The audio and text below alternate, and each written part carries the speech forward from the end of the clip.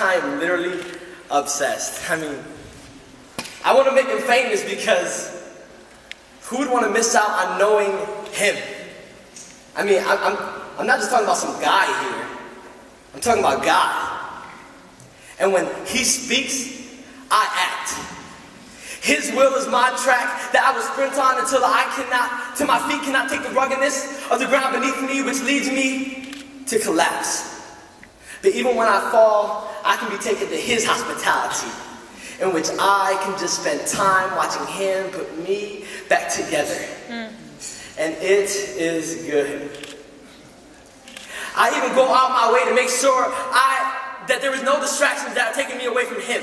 So if I have to subtract anything like friends or family, I will be happy. See, if I have to subtract any focuses like friends or family, I will be happy to make up for any lack of attention that I should be adding to him.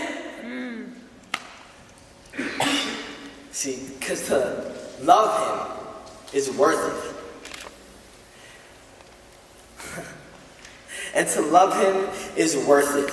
I mean, even on the bad days, all things work together for my benefit. I mean, man, he really loves me. You know how I know this is because he wants me to be happy. See, because he upgrades me from the dollar menu to the supersized fries, and I am content. Although leaving me with an upset stomach, he then proceeds to ask me if I want to give this nasty food up for Lent. I mean, how thoughtful. He cares and is always there for me. And I really do adore him. I mean, it was just this morning when I woke up from a wonderful night's sleep and I jumped out of bed just to lay at his feet. Because I constructed a statue in his honor to resemble the picture that I framed in my mind. See, I began at his feet, because that is where I laid, but I worked my way up from his legs to his hands, with which he answered most of my commands. I mean prayers. And I gave my world to him. And although yet it spun on its own axis, I was still fully capable of accessing any part of my world in which I needed to intervene. Because, my God didn't even have a problem with it. He said that my hands were just as good as his, so we can work together on this thing called life. Now, I thought twice about that statement, but then it seemed doubly nice, so I left it alone.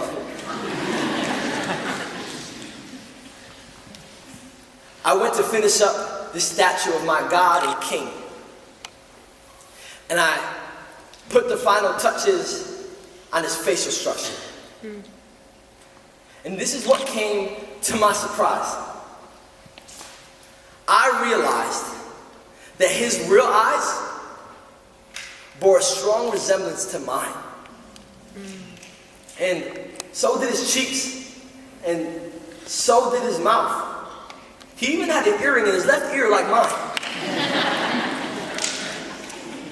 Could this be my God?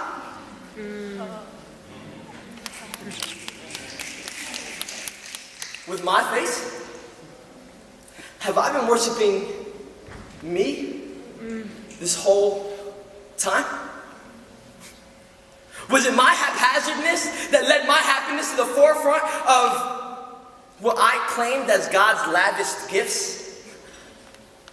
Was it my self-centeredness that led me to believe that my God had to be fully consumed with me? Are you kidding me?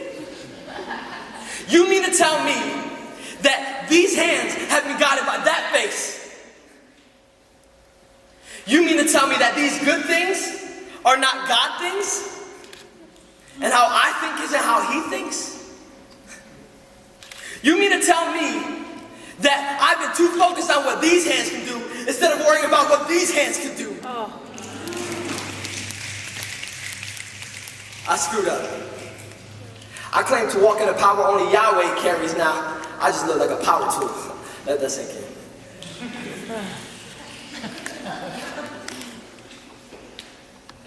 I was in love with working hard to look like a worshiper. And Because of so, I didn't worship Yahweh, I worshiped my way. And this worship that's a working and working, which we call worship. And when we can change the name or craft a clever title of this so-called worship, but your worship is only worship if your worship is only, check this out.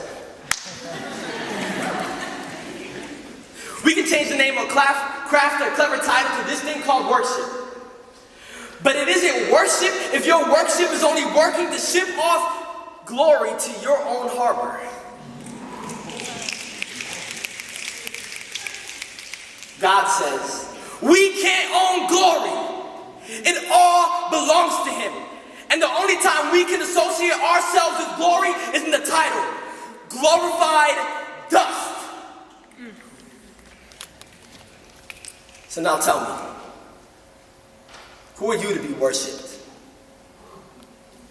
If your name is not Yahweh, it's time to take a knee.